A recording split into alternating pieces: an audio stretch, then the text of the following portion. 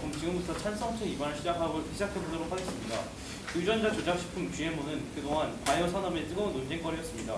하지만 최근 여러 시민단체나 시민사회 의견을 받아들여 여러 도, 시교육청과 시들은 일반적으로 논GMO 급식을 실시하거나 그런 정책을 준비하고 있습니다. 이러한 상황에서 저는 그러한 정책을 근거를 들어 지지하고자 합니다. 일단 첫 번째, 저는 토론을 시작하기에 앞서 용어에 대한 몇몇 정리를 해보자 합니다.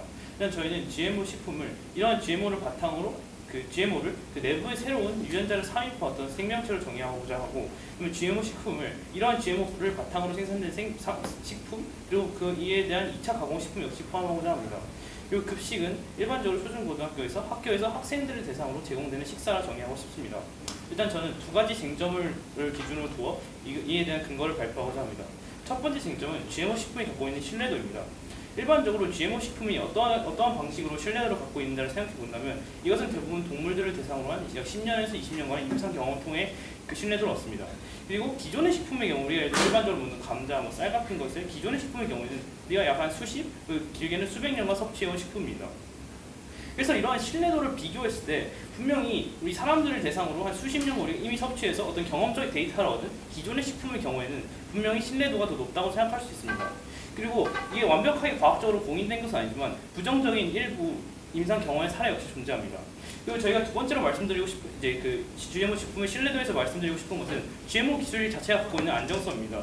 GMO가 생태계에 부정적인 영향을 미친다는 사실은 여러 연구 자료를 통해 입증이 된 바가 있습니다. 과연 우리가 이 GMO가 오염시 생태계에서 재배된 GMO를 과연 청소년들의 식탁에 올려놓을 수 있을지는 상당히 의문이 듭니다. 그리고 이런 유전자 공학 기술 자체에 생기는 여러 가지 문제점 혹은 보완해야 할 점들이 존재하는데, 최근 유전자 공학 기술로 개발된 유전자 가위 기술 같은 경우에는 콜롬비아 대학 연구진의 결과에 따르면 이러한 유전자 가위를 사용하더라도 약 한 100여 개 정도의 염기 사혈은 영구적으로 우리 원하는 바가 아닌 대로 변형될 수 있다는 내용의 결과를 듣듯이 우리가 완전히 유전 공학 기술을 신뢰할 수 있는 것도 힘듭니다. 그리고 두 번째로 쟁점은 급식이라는 것이 갖고 있는 특수성인데, 대한민국 통계청에 따르면 약 600만 명의 전국의 초중 고등학생에게 약 급식 제공률 99.5%의 제공률로 학교 급식은 제공되고 있습니다. 이러한 방대한 학생들에게 제공된다는 점을 생각해 본다면 이 조그만 어떤 GMO 갖고 있는 위험도 나중에 어떤 큰 피해로 이어질 수 있다는 것이죠. 그리고 우리가 보편적으로 제공되는 급식의 관점에서 생각해 본다면 대중들이 GMO에 대해 갖고 있는 신뢰도 역시 고려하지 않을 수 없습니다. 주위 서베이에서 여론조사를 통해 조사한 시민들의 GMO에 대한 신뢰도는 약 61%는 부정적인 인식을 갖고 있었습니다.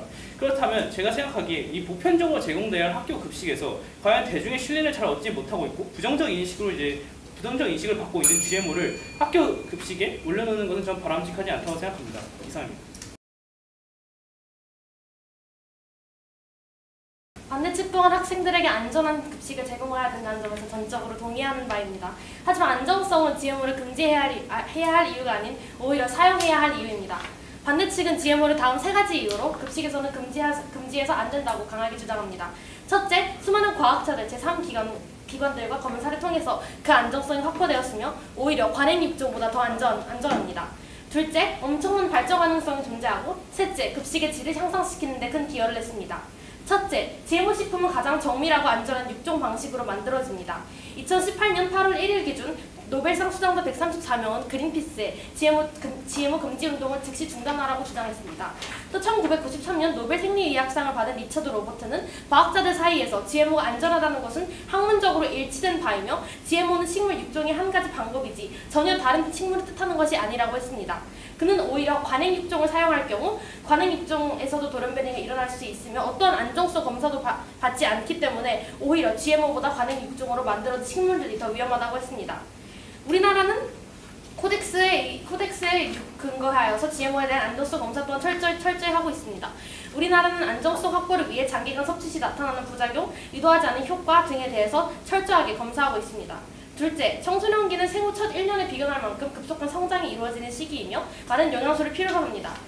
GM 항문살은 유전공학을 이용해 쌀에서 비타민 A의 전조물질인 베타카로틴을 체갑성할 수 있도록 만든 식물입니다. 이처럼 학생들이 불균형한 식습관과 불규칙적인 습관 때문에 발생하는 영양 불균형 문제를 GMO로 도입한다면 효과적으로 해결할 수 있습니다. 셋째, GMO를 급식에서 사용하지 않는다면 전체적인 급식에 들어가는 비용이 증가할 것입니다. 영국의 농업 경제학자인 그라함 브룩스의 연구에 따르면 GM 작물이 재배되지 않았을 경우 옥수수 및 콩 관련 제품의 가격은 각각 6%와 10%더 높았을 것으로 추산되고 있으며 현재까지의 GM 기술은 생산성을 크게 향상시키고 비용을 감소시켰습니다. 이 가격을 정부가 부담한다면 다른 복지 정책과 같이 다른 정책에 사용하는 예산이 줄어들 수도 있습니다. 또한 가격을 그대로 유지하기 위해 급식의 질과 양을 떨어뜨리는 방법도 존재하는데 이 경우 학생들의 불만을 사거나 영양 불균형 문제가 더욱 심각해질 수 있습니다. 마지막으로 세금을 걷는 방안이 있는데요. 세금을 더 거둘 경우 학부모들이 경제적으로 지는 부담 또한 커집니다. 이상입니다.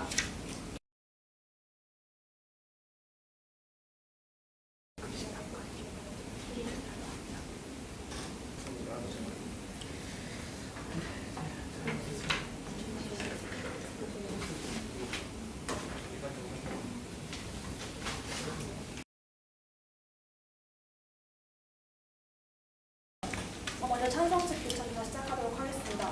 일단 저희는 급식의 특수성에 대해서 말씀드리고 싶은데요. 급식은 99% 이상의 초, 중, 고교생에게 거의 큰 선택의 여지 없이 제공되는 식품입니다.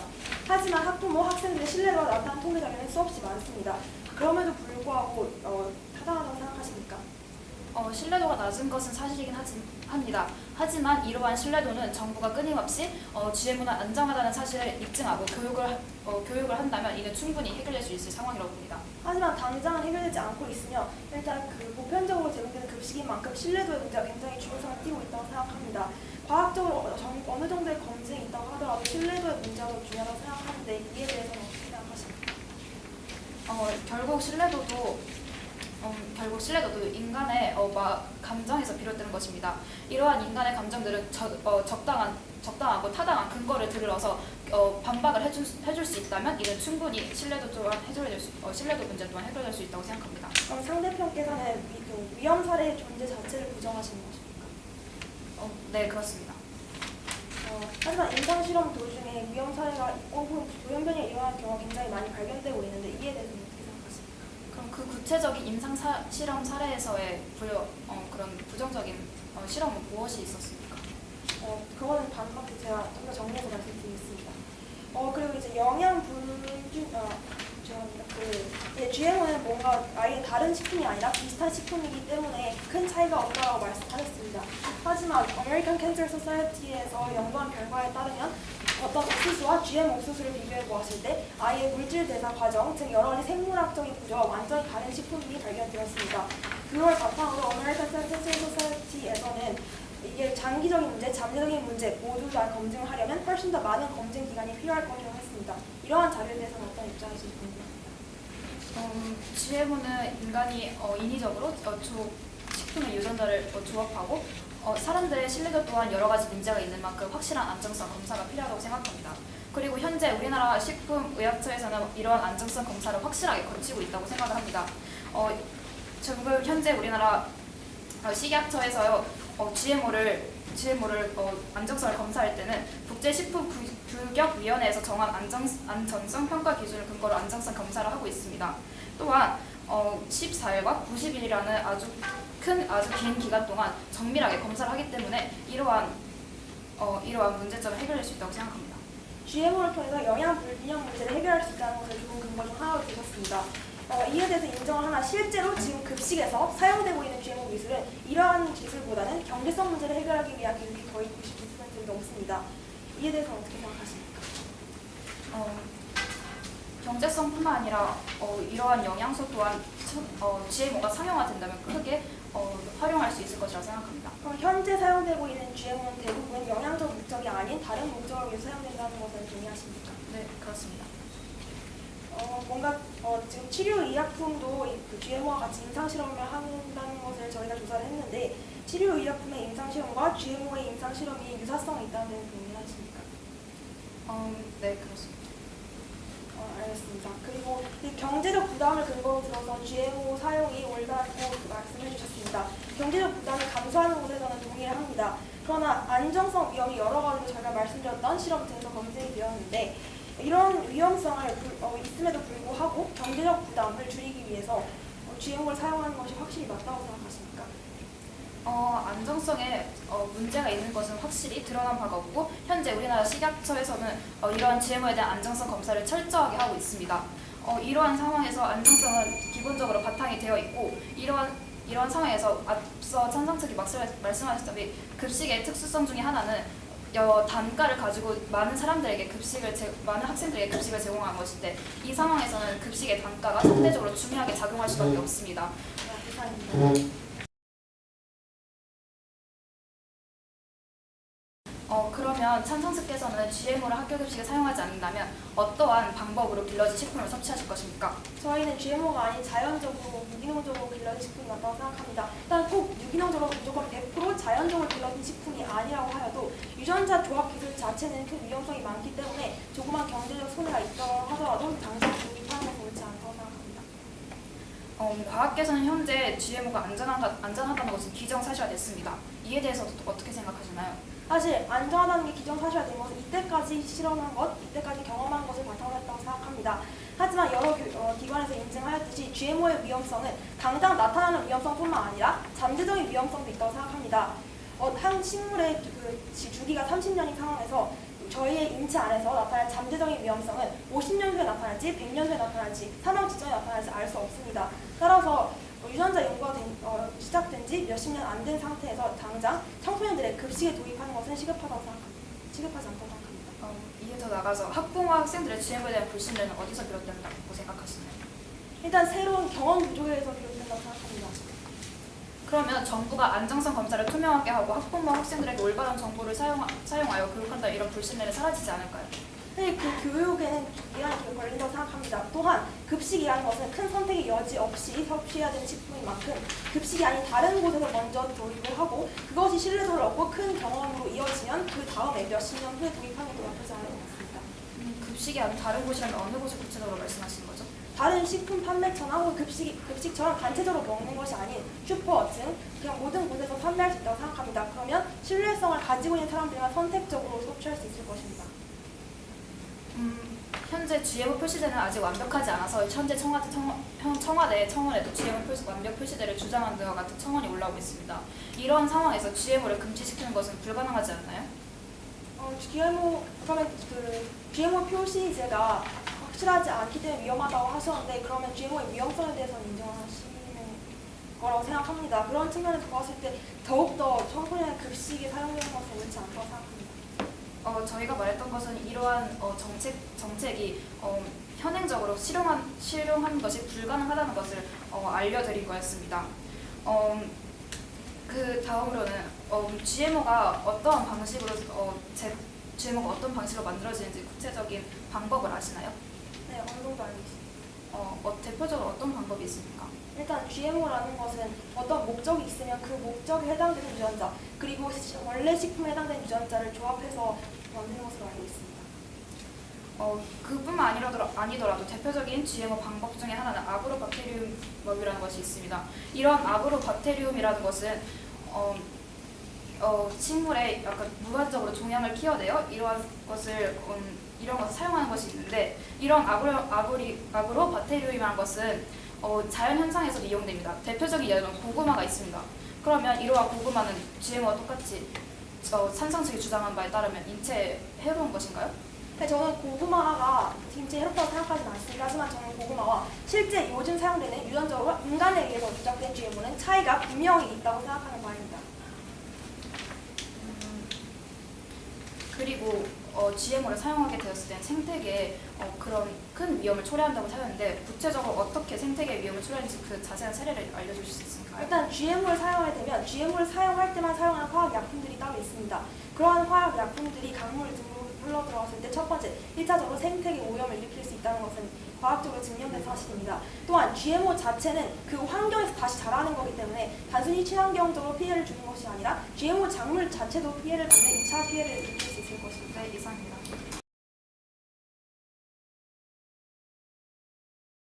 찬성팀 반박 시작하도록 하겠습니다. 먼저 저희는 찬성 입장에서 급식의 특수성에 대해서 다시 한번 강조드리고 싶습니다. 급식의 특수성이란 급식은 초중고교 학생들이 큰 선택의 여지 없이 99% 이상이 섭취하게 되기 때문에 현재의 사실을 바탕으로 보았을 때 학생, 학부모의 큰 신뢰를 얻지 못하고 있는 상황에서 B를 선택적 여지 없이 섭취하게 하는 것은 옳지 않다고 생각합니다. 또한 GMO는 아예 다른 생물이 아니라 비슷한 생물이기 때문에 안정성이 있다라는 주장을 하신 것 같은데, 아까 말씀드렸듯이 공인기관에서 전혀 다른 생물이고 물질대사 방법 등이 다르기 때문에 아직 더 많은 연구가 필요하며 잠정적인 어떤 위험성이 굉장히 크다는 것은 연구된 바가 있습니다. 또한 영양 불균형 문제를 해결 가능하고 다양한 이점이 있다고 하셨는데, 저희는 지금 실제로 GMO에서 급식에서 사용하고 있는 GMO 기술에 대해서 포커스를 맞추고 싶습니다. 지금 급식에서 사용되고 있는 GMO는 실제로 경제적 이득을 얻기 위한 GMO 기술이 대부분 사용되고 있기 때문에 굳이 이러한 이점을 급식에서의 사용 여부와 관련 지을 수 있는지에 대한 의문이 있습니다. 경제적 부담에 대해서 말씀하셨는데, 경제적 차이가 아예 없을 수 없다는 것에 대해서 동의합니다. 그러나 그 차이는 그렇게 크지 않다고 생각합니다. 또한 아까 이때까지 말씀드린 안정성, 신뢰도 문제를 뒤집을 만큼 큰 경제적 차이라고 보기는 2.25%는 부족하다고 생각합니다.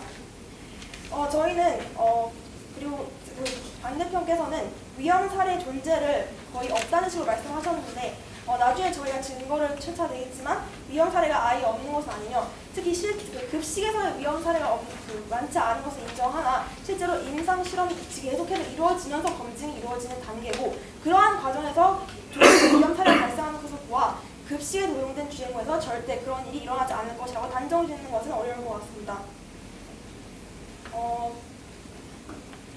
또한 저희는 치료의약품과 비교를 하고 싶습니다. 상대편에서는 치료의약품에 대한 임상실험 그리고 GMO 임상실험의 유사성을 어느 정도 인정하신 바 있습니다. 저희는 GMO를 금지시켜야 하는 이유는 GMO가 위험하기 때문입니다. 그리고 GMO는 실험하는 방식이 바로 임상실험을 통한 GMO의 검증을 통해서 위험성이 어느 정도 적다는 것을 인정이 되면 급식에 도용을 합니다. 실제로 이러한 임상 실험은 다른 분야에서도 굉장히 많이 이용되고 있습니다. 하지만 저희는 이런 거 비교했을 때 GMO에서의 임상 실험은 조금 다른 관점에서 보아야 한다고 생각합니다. 식품이라는 것은 저희가 매일매일 섭취하게 되는 개체입니다. 그렇기 때문에 다른 연구 결과와는 달리 GMO는 단순히 임상 실험만으로는 이제 검증된 만한 근거가 부족하다고 생각하고, 저희가 계속해서 말씀드린 잠재 가능성, 잠재적인 위험성에 대해서 조금 더 연구가 된 후 50년 혹은 최소 100년 후 정도의 GMO가 급식에 도입되어야 될지 다시 한번 논의되어야 하는 것이 맞다고 생각합니다. 이상입니다.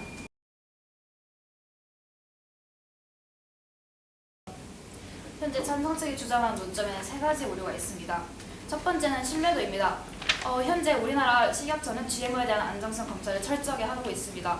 다만 식약처와 국민들 사이에 소통이 부족해서 이제 결코 이는 신뢰도에 대한 영향이 그렇게 크지 않을 거라 생각합니다. 현재 식약처는 기초평가, 독성학적 평가, 알레르기성 평가들과 같은 여러 가지 평가를 진행하고 있습니다. 또한 이러한 기업체에서 GMO 식품을 수출을 해서 우리나라에 사용하게 됐을 때 한 트럭 이상의 서류를 갖고 와서 이러한 서류를 식약처에서 검토를 하게 됩니다. 또한 이러한 서류 검사를 끝나게 되면 90일간의 반복 투여 및 독성 시험에서 독성이 의심이 되면 생식 독성, 면역 독성, 발암성 시험 등을 추가 시험을 진행하게 됩니다. 그 다음으로는 알레르기성 평가도 진행을 하고 또한 이러한 새 단백질의 면역 화학적 반응에 대한 평가도 같이 진행하게 됩니다. 이러한 상황에서 현재 우리나라 식약처는 GMO에 대한 평가를 철저하게 진행하고 있다는 것을 알 수 있습니다. 다음으로는 생태계입니다. 현재 찬성층에서는 GMO 식품을 사용하게 된다면 생태계에도 큰 문제가 올 것이라고 주장하고 있습니다. 하지만 대표적인 예로 라운드업 콩과 라운드업 레디콩을 예로 들게 된다면, 이러한 라운드업 레디콩에 쓰일 수 있는 라운드업 제초제에는 글리포세이드라는 성분이 대표적으로 들어가 있습니다. 하지만 이러한 성분은 카페인의 독성의 3배 이하로 매우 안전한 성분을 띠고 있습니다. 또한 이러한 수입되어 들어오는 GMO 식품은 불임 처리가 되어 있고, 대한민국에서는 이러한 GMO 식품 재배가 아예 불가능합니다. 따라서 이러한 상황을 비추어 보았을 때 GMO 식품은 우리의 생태계에 큰 문제를 끼치지 않는 것을 알 수 있습니다. 세 번째로는 급식의 특수성이라고 볼 수 있습니다. 급식의 특수성은 이러한 급식은 많은 학생들이 먹기 때문에 성장기인 학생들에게 중요한 영향과 그다음에 또한 단가가 매우 중요할 것이라고 생각합니다. 현재 우리나라에는 약 570명의 학생이 있습니다. 그리고 한 교육청에서 GMO 식품을 도입했을 때 단가가 110원이 올랐습니다. 하지만 이러한 110원을 전체 우리나라 전국의 학생들에게 비추어 보았을 때 약 6억 원 이상이 들어가게 됩니다. 이러한 상황에서 단가적으로도 넌 GMO를 사용하게 된다면 학부모들의 큰 부담이 있을 것이라고 생각합니다. 또한 이러한 GMO 식품을 사용하게 되어 청소년들에게 부족한 영양을 보충하게 된다면 이 또한 자라나는 청소년들에게 큰 이점을 줄 수 있을 것이라고 생각합니다. 이상입니다. 두 번째로 문제는 상당히 사례가 있는데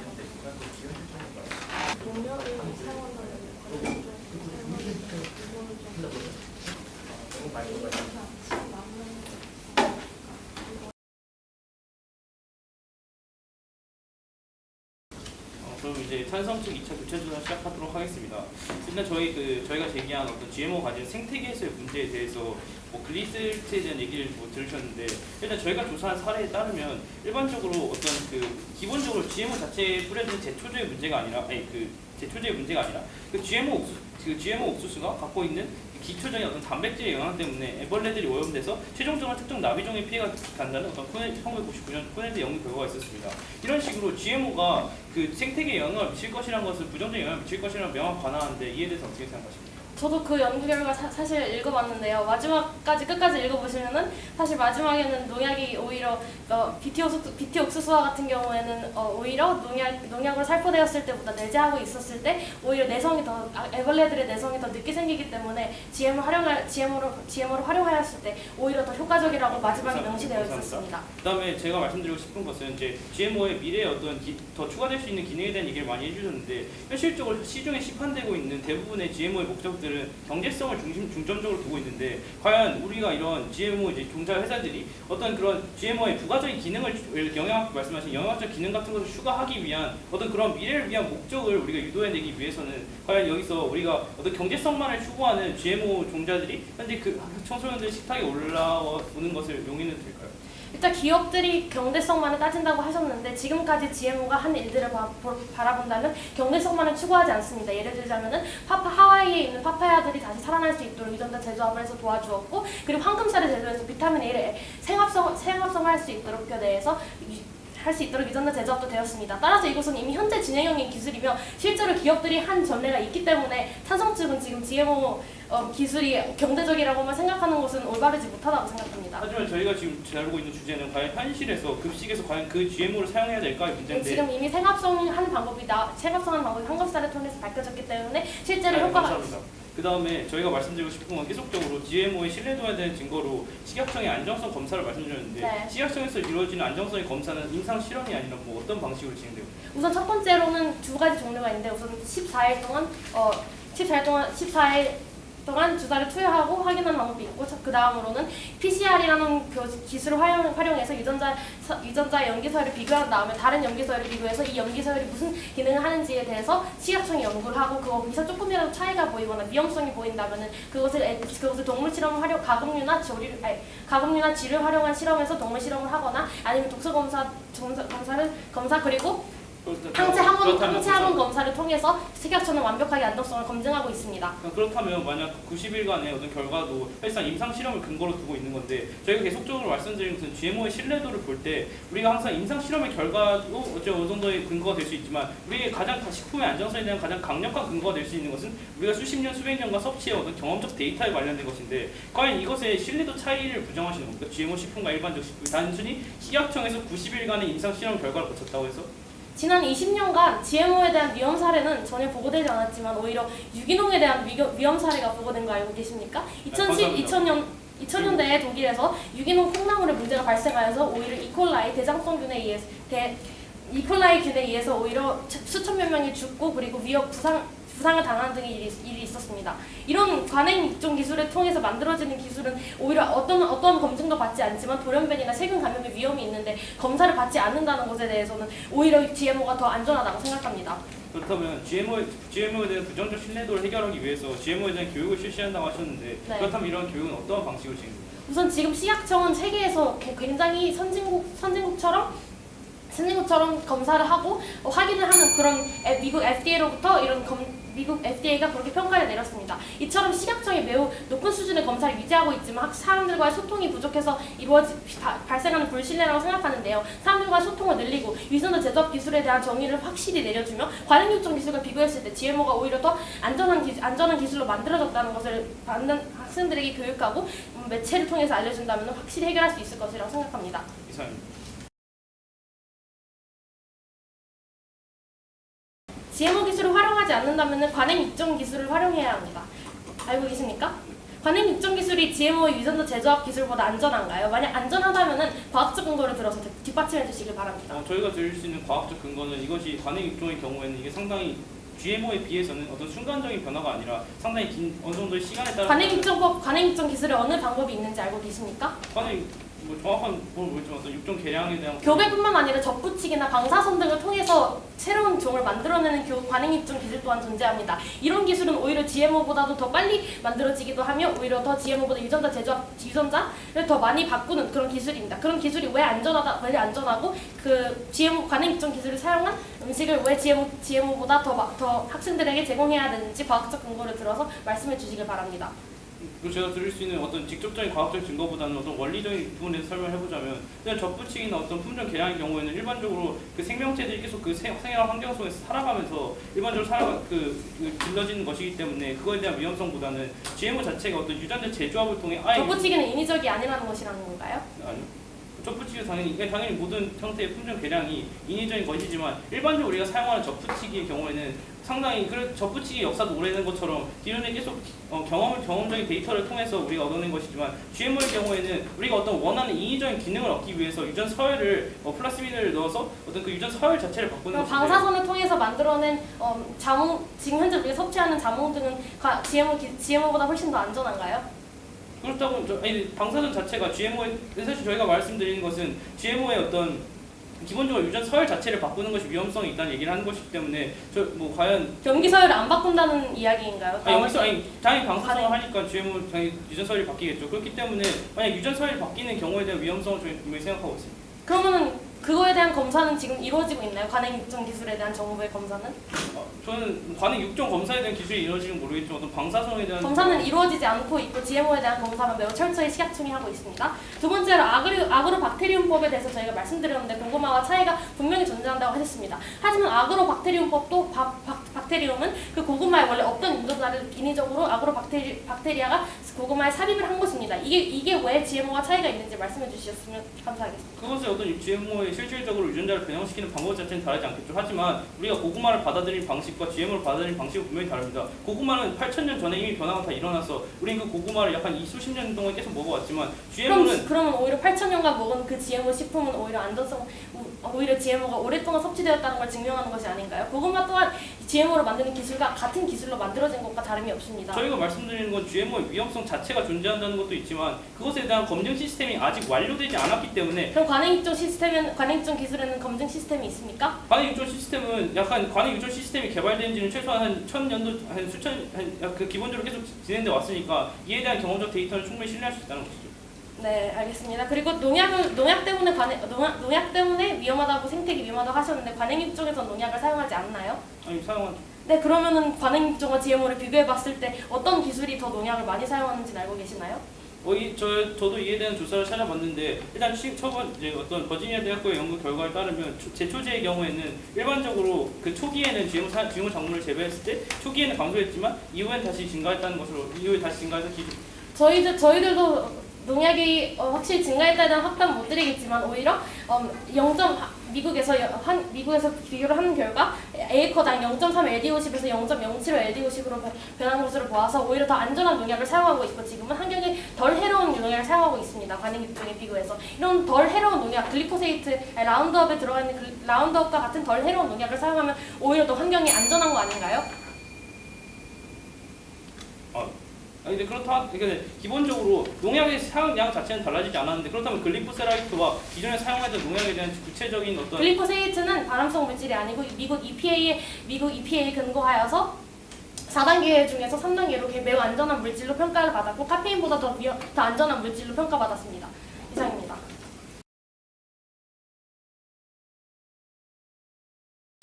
저희는 이제 찬성적 요약을 시작하도록 하겠습니다. 저희는 세 가지 쟁점에 근거해서 이 토론을 한번 요약해보자 합니다. 첫 번째는 학생들이 대중이 갖고 있는 어떤 학교 급식에 대한 신뢰도의 문제일 것입니다. 반대 측은 여기서 GMO에 대한 어떤 중립적인 교육을 통해 이것을 해결할 수 있다고 하는데 과연 신뢰성을 높이기 위한 하는 교육이 과연 중립적인 교육이 될 수 있으며 과연 우리가 학생들에게 GMO에 대한 시각조차도 교육해야 한다는 것에 대해서 저는 올바르지 못하다고 생각합니다. 그리고 대중의 신뢰도는 분명히 보편적으로 제공되는 학교 급식에는 고려되어야 하는 요소이기 때문에 현재와 같은 낮은 신뢰도를 갖는 GMO 식품은 급식에는 제공되어서는 안 된다고 생각합니다. 그리고 GMO에 대한 신뢰도에 대해서 두 번째 쟁점은 GMO의 신뢰도와 관련된 것인데 저희는 이것을 항상 일반 식품과 비교하고자 합니다. 여러 논GMO 급식을 실제로 실시한 부천시, 광명시 사례도 같이 우리가 두려워했던 어떤 급식비의 어떤 큰 폭의 증가는 보이지 않았습니다. 그렇기 때문에 과연 우리가 분명히 일반적인 어떤 이미 섭취하고 있는 식품과 이제 막 만들어진 GMO 식품의 어떤 신뢰도의 차이는 분명히 존재할 터인데 더욱 학생들을 위한 안전한 대안이 존재하고 이를 현실적으로 우리가 이룩해낼 수 있는데 과연 이것을 포기하는 것은 저는 올바르지 못하다고 생각합니다. 그리고 이 논GMO 급식의 현실성에 대한 쟁점을 생각할 수 있는데 실제로 논GMO 급식은 많은 시도 교육청에서 이것을 실제로 실시하고 있거나 이러한 정책을 준비하고 있는데 과연 이런 논GMO 급식이 완전 비현실적이라고 말하는 반대 측의 의견이 올바른지 한번 묻고 싶고 과연 GMO 표시제가 확실하지 않아서 우리가 GMO를 완전히 배제하는 건 힘들다고 하는데 제가 알기로는 GMO 표시가 확실하지 않은 이유는 우리가 말씀드렸다시피 GMO에 대한 2차 가공 식품이 GMO 표시제에 포함되지 않았다고 했는데 저희가 용어 정해서 말씀드렸듯이 GMO 식품은 분명히 GMO를 그리고 이를 2차 가공한 식품 역시 포함하는 것이기 때문에 이를 온전히 배제하는 것을 통해 저희가 정책이 원하는 목적인 GMO 식품의 완전한 배제를 이뤄낼 수 있는 것입니다. 이상입니다. 반대 측이 원하는 GMO가 급식에서 금지되지 않은 대한민국과 찬성 측이 원하는 GMO가 급식에서 금지된 대한민국을 비교해서 오늘 토론 요약해보도록 하겠습니다. 첫 번째는 안정성입니다. 물론 모든 식품은 100% 검사하는 것이 쉽지 않고 수천번을 검사해도 검사에 오류가 생길 수 있는 것은 분명합니다. 하지만 찬성 측은 GMO를 사용하지 않는다면 관행 육종을 통해서 길러진 식물을 사용한다는 것을 확실히 염두에 두셔야 합니다. 관행 육종을 통해서 길러진 식물 또한 돌연변이와 같은 현상을 보이지만 이런 관행 육종에 대해서는 어떠한 검사도 이루어지지 않고 있습니다. 반대로 GMO는 크게 세 가지 비교해봤을 때 크게 세 가지 특징을 가지고 있는데 첫 번째 적어도 어떤 유전자가 핵심적으로 편집되었는지 알며 두 번째 철저한 검사가 이루어지고 있으며 세 번째 육종 방법 중에서 가장 적은 유전자를 편집하는 기술입니다. 이런 GMO 기술은 관행 육종에 비교해봤을 때 훨씬 더 검사를 많이 받고 있고 실험하는 사람들 또한 어떤 유전자가 편집되고 있는지 정확히 알고 있음에도 불구하고 검사가 매우 철저하게 이루어지고 있습니다. 하지만 관행 육종은 그에 비해서 뒤에 어떤 유전자가 바뀌는지 어떤 염기서열이 바뀌는지도 모르고 돌연변이 또한 일어나지만 앞서 말했던 독일의 유기농 이콜라이 사건과 같이 많은 돌연변이나 세균의 감염이 일어나고 있지만 어떠한 검사도 이루어지지 않고 있기 때문에 훨씬 GMO보다 더 안전하지 않습니다. 두 번째 쟁점은 생태계입니다. 찬성 측에서는 농약을 더 증가시키기 때문에 GMO가 생태계에 해롭다고 했습니다. 하지만 GMO가 사용하는 농약은 관행 육종에서 사용하는 농약보다 훨씬 더 안전한 글리포세이트라는 물질을 가지고 있는 농약이며 이는 오히려 GMO를 사용했을 때 생태계의 농약의 해로움을 더 줄어들게 할 수 있습니다. 세 번째는 영양입니다. 찬성 측과 반대 측 모두 학생에게 영양가 있는 급식을 제공해야 된다는 점에선 동의한다고 생각합니다. 하지만 찬성 측은 현실성이 없다는 이유로 이것을 반대하고 있는데요. 반대 측이 앞서 말했다시피 항물살과 같은 기술이 이미 개발되었고 이제 앞으로 개발하는 일도 별로 어렵지 않으며 GMO를 활용할 경우 학생들에게 훨씬 영양가 있는 급식을 제공할 수 있기 때문에 GMO를 사용해야 합니다. 반대 측은 학생들의 건강, 영양, 생태계를 고려한 더욱 효과적인 방안을 제시하였습니다. 이상입니다.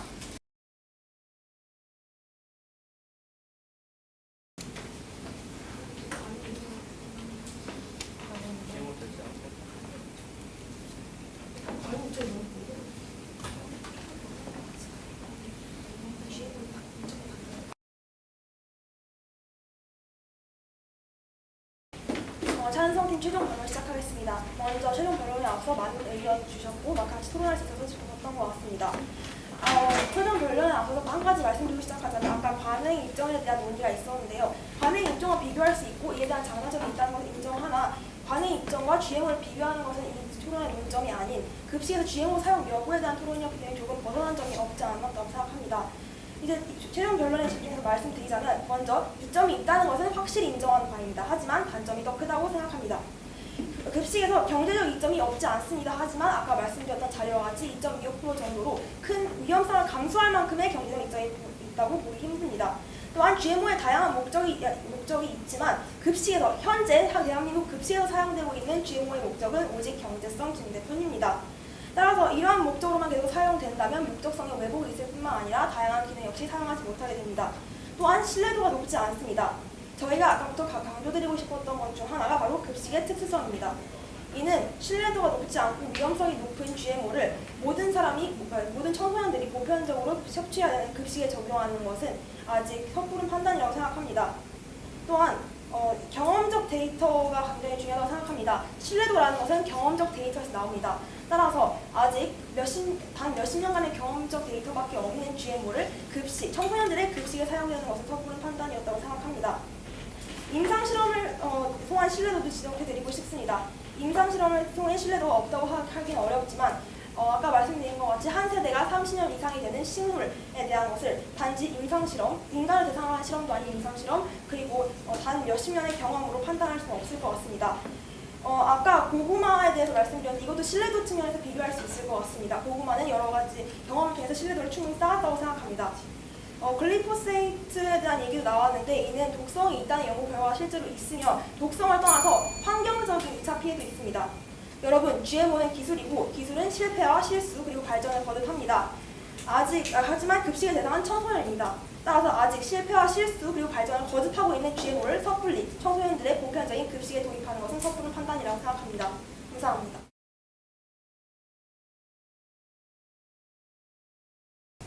오늘 토론에서 찬성 측은 지속적으로 GMO를 학교 급식에 사용하는 것에 대해서 발생하는 문제점을 짚으려고 했습니다. 예를 들어 첫 번째로는 신뢰도, 두 번째로는 생태계의 고려, 세 번째로는 급식의 특성이 있을 것이라고 생각합니다. 하지만 관행육종에서도 상대 측이 주장한 여러 가지 문제가 발생합니다. 하지만 GMO는 적어도 이러한 문제들을 해결하기 위해 많은 검사가 실시되고 있으며 조금이라도 문제가 발생되면 바로 유통이 중지됩니다. 하지만 관행육종은 이러한 검사도 거치지 않고 어떠한 해결 방법도 실행되고 있지 않습니다. 따라서 GMO 기술이 관행육종보다 더 안전하고 정밀합니다. GMO를 학교 급식에 사용하지 않는다면 자연스럽게 선택지는 관행육종으로 넘어갈 수밖에 없습니다. 이러한 관행육종 기술을 사용하게 된다면 생태계에 미치는 악영향은 GMO에 비해서 훨씬 더 높아질 것이고 안정성은 GMO에 비해서 훨씬 더 떨어지고 비용도 훨씬 더 증가할 것이고 영양학적으로도 GMO에 비해서 아무런 이점이 없을 것입니다. 저희 측은 학생들의 안전성뿐만 아니라 영양과 비용 또한 적절히 고려합니다.